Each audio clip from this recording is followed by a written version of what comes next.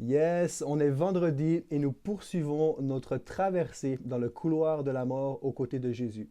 Aujourd'hui, je nommerai cette journée la journée de la religion qui donne la mort. Et j'aimerais préciser quelque chose avant d'aller plus loin.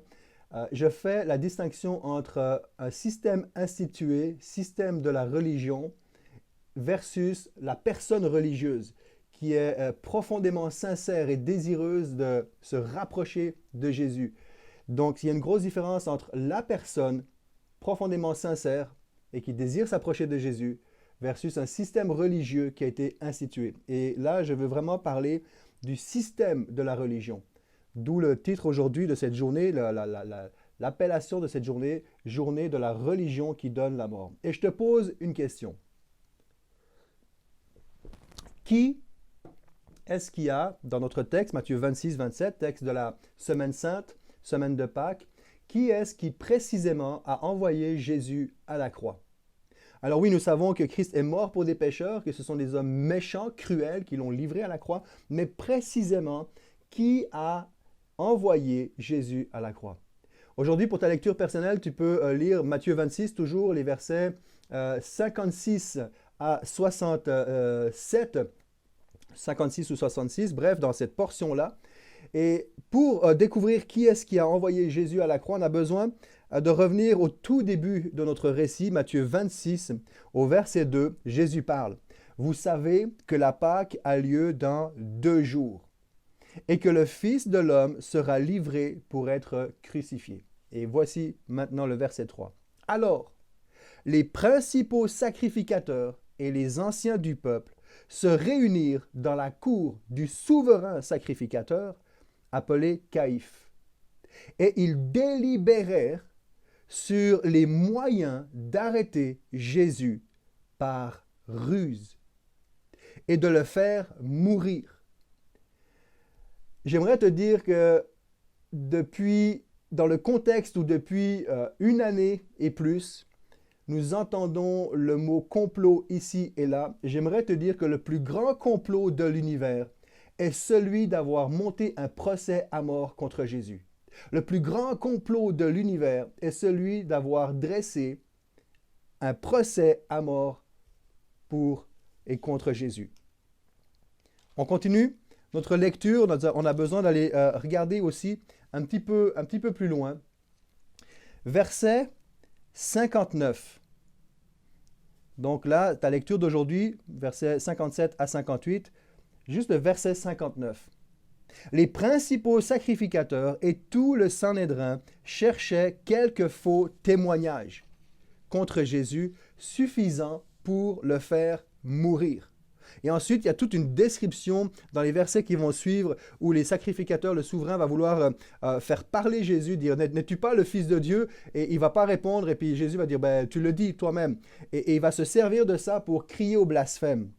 Et au verset 65, on voit « Alors le souverain sacrificateur déchira ses vêtements disant « Il a blasphémé. Qu'avons-nous encore besoin de témoins? » Et à partir de là, la sentence va tomber. Les gens vont considérer qu'il mérite la mort parce qu'aux yeux des gens, il a blasphémé. Le geste de déchirer ses vêtements est un geste de contrition, un geste d'humiliation, un geste de deuil qui se pratiquait beaucoup à l'époque. Mais dans le contexte précis de l'événement qui prend place ici, c'est clairement un acte de manipulation pour affecter les gens qui sont autour. C'est de la manipulation pure et simple pour faire réagir les gens. On termine avec le dernier aspect, Matthieu 27. Toujours dans cette question, qui est-ce qui a envoyé Jésus à la croix? Matthieu 27, cette fois-ci, chapitre 27 au verset 20. Je lis seulement ce verset-là. Les principaux sacrificateurs et les anciens persuadèrent la foule de demander Barabbas et de faire périr Jésus. On va voir Barabbas plus tard. Et la réponse est simple. Dans les textes que nous venons de voir, du début du chapitre 26 à cette portion du chapitre 27, les principaux sacrificateurs et les souverains sacrificateurs et les anciens responsables. Autrement dit, ces hommes-là, s'il y avait des hommes c'était des hommes religieux. des hommes qui connaissaient la loi, des hommes qui étaient au courant des Écritures saintes, des hommes qui auraient dû être en mesure d'interpréter les textes de l'Ancien Testament qui prophétisaient la venue de Jésus, du Messie. Ces hommes-là étaient les plus connaissants de l'époque sur le sujet de la foi, de la spiritualité, de la religion.